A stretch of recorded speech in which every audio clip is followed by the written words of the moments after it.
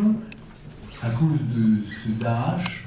Aujourd'hui, ce dont ils ont le plus besoin, c'est qu'on apporte une contradiction à cette négation de l'humanité que Daesh impose. Ils ont besoin que nous manifestions, que nous vivions, que nous proclamions le fait que nous sommes leurs frères, à eux tous, sans exception, et que nous ne les abandonnons pas. Je crois que ce besoin de fraternité est vraiment très important. Parce que toutes ces personnes qui ont subi des violences, elles ont beau voir les médias qui parlent d'eux, elles se sentent quand même oubliées, elles se sentent isolées. Et c'est pour ça que je crois qu'être aussi nombreux ce soir, c'est déjà un signe. Un petit Scooby-Doo. Un petit Scooby-Doo, c'est ce que nous a tendu un petit garçon que nous avions rencontré il y a plus d'1 an à Karakoche, puisque Fraternité en Irak, parmi les activités que nous menons, organise un centre aéré pour les enfants d'un quartier de réfugiés à Karakoche, un quartier pour des familles pauvres.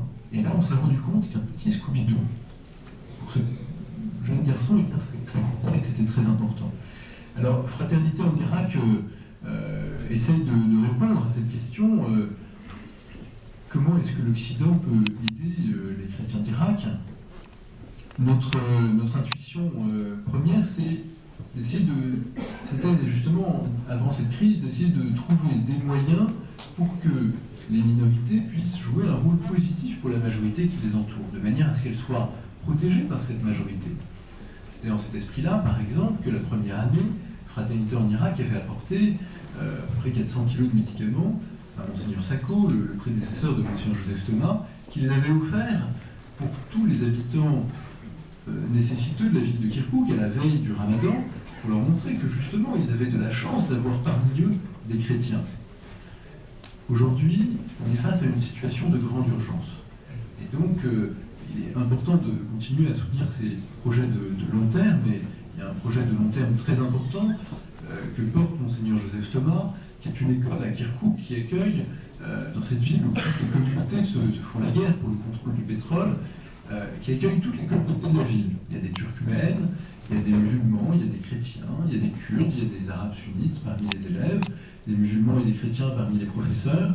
Et voilà, cette école, je pense qu'elle est un signe d'espoir dans ce moment compliqué. Et hier, Monseigneur Joseph Thomas, dans un autre contexte, expliquait que ceux qui auraient compris, je vais peut-être me tromper dans la citation, mais que les gens qui disent qu'ils ont compris le Liban ont dû se tromper de pays. Et je pense qu'on peut dire aussi un peu la même chose pour l'Irak, qui a cette complexité. Non, c'est pas la bonne citation. C'est Pierre Rondeau qui disait « Si vous croyez avoir compris quelque chose au Liban, c'est qu'on vous l'a mal expliqué. »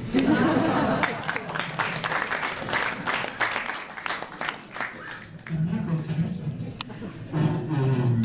Et donc je crois que l'Irak, c'est un peu pareil. C'est ce qui fait le charme de ce pays, c'est ce qui fait que nous l'aimons beaucoup aussi.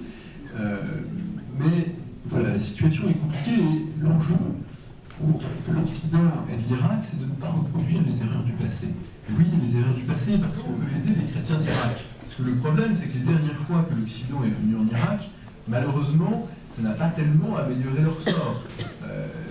Inutile de rappeler cette guerre de 2003, et malheureusement, il est aussi dommage de rappeler qu'à chaque fois que l'Occident est intervenu, c'était avec cette arrière-pensée du pétrole. Donc l'enjeu, c'est d'être capable d'agir, je pense, avec beaucoup de discrétion. D'abord parce que quand on aide sur place et quand on donne, je pense qu'il faut faire attention de ne pas déstructurer et de ne pas affaiblir les structures locales. Le grand danger, par exemple, à Erbil, où sont réfugiés plus de 100 000 chrétiens, bien ça aurait été de se dire on va construire une nouvelle clinique, on va faire venir des médecins français. Et je pense que voilà, ça aurait été une mauvaise solution.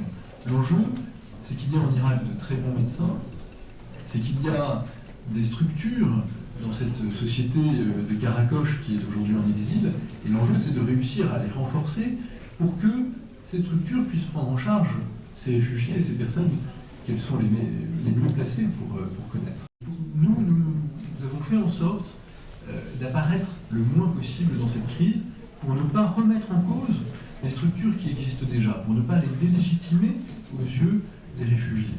Et je crois que notre grande fierté, ça a été ces moments, lorsque sur le camp de Marconi, des personnes ont dit « Mais alors vous, les Français, là, on vous voit tous les jours, vous êtes là tout le temps, mais au fait, pourquoi est-ce que vous êtes là ?» Eh bien, c'était vraiment ce qu'on recherchait. On recherchait à ce que les gens ne perçoivent pas forcément qu'on était là pour leur donner des choses, pour apporter de l'aide concrète, mais qu'on était là vraiment pour vivre une fraternité très concrète avec eux pendant plusieurs semaines.